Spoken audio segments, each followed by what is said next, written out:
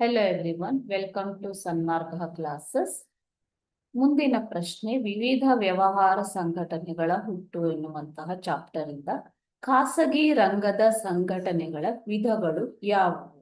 ನೀವು ಇವಾಗ 4 ರೀತಿಯ ಸಂಘಟನೆಗಳು ಇವೆ, ಬಿಸ್ನೆಸ್ ಆರ್ಗನೈಸೇಷನ್ಸ್ ಇವೆ ಅಂತ ಕಲ್ತಿದ್ದೀರಾ ಅಲ್ವಾ? ಒಂದು ಖಾಸಗಿ ರಂಗ, ಇನ್ನೊಂದು ಸಾರ್ವಜನಿಕ ರಂಗ, ಜಂಟಿ ರಂಗ ಮತ್ತು ಸರ್ಕಾರಿ ಸ್ವಾಮ್ಯದ ಸಂಸ್ಥೆಗಳು. ಅವುಗಳಲ್ಲಿ ಖಾಸಗಿ ರಂಗದ ಸಂಘಟನೆಗಳ ವಿಧಗಳು ಯಾವುವು ಅಂತ ಕೇಳಿದ್ದಾರೆ ಮಕ್ಕಳೇ.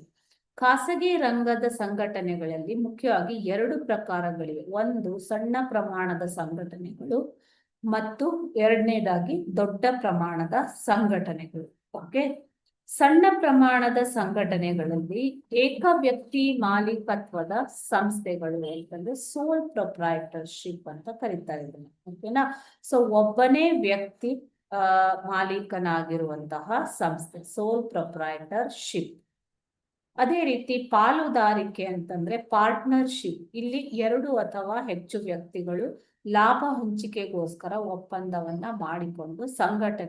ಮಾಡಿಕೊಂಡು ಸಂಸ್ಥೆಯನ್ನ ಪ್ರಾರಂಭಿಸುವುದು. ಪಾರ್ಟ್ನರ್ಶಿಪ್ ಆಕ್ಟ್ ಪ್ರಕಾರ ಅಂತಂದ್ರೆ ಪಾಲುದಾರಿಕಾ ಕಾಯ್ದೆಯ ಪ್ರಕಾರ ನೋಂದಣಿ ಮಾಡಿಕೊಂಡು ಅಥವಾ ಹಾಗೆ ವ್ಯವಹಾರವನ್ನ ನಡೆಸಬಹುದು. ಓಕೆನಾ?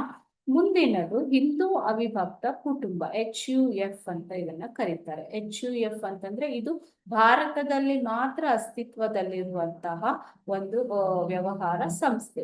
ಹಿಂದೂ ಕಾನೂನಿನ ಪ್ರಕಾರ ನೋಂದಣಿಯಾಗುವಂತಹ ಸಂಸ್ಥೆ, ಇದು ಅಸ್ತಿತ್ವಕ್ಕೆ ಬರುವಂತಹ ಸಂಸ್ಥೆ.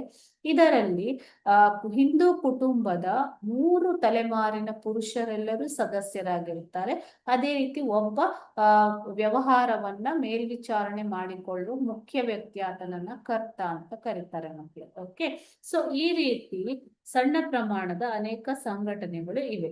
ದೊಡ್ಡ ಪ್ರಮಾಣದ ಸಂಘಟನೆಗಳಲ್ಲಿ ನೀವು ಪಬ್ಲಿಕ್ ಸೆಕ್ಟರ್, ಪ್ರೈವೇಟ್ ಸೆಕ್ಟರ್, ದೊಡ್ಡ ಪ್ರಮಾಣದ ಸಂಘಟನೆಗಳಲ್ಲಿ ಸಹಕಾರಿ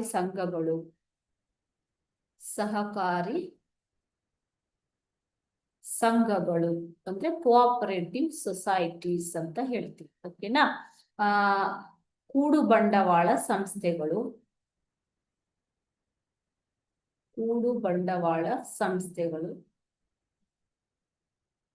ಮತ್ತು ಬಹುರಾಷ್ಟ್ರೀಯ ಕಂಪನಿಗಳು, MNCs, ಬಹುರಾಷ್ಟ್ರೀಯ ಕಂಪನಿಗಳು.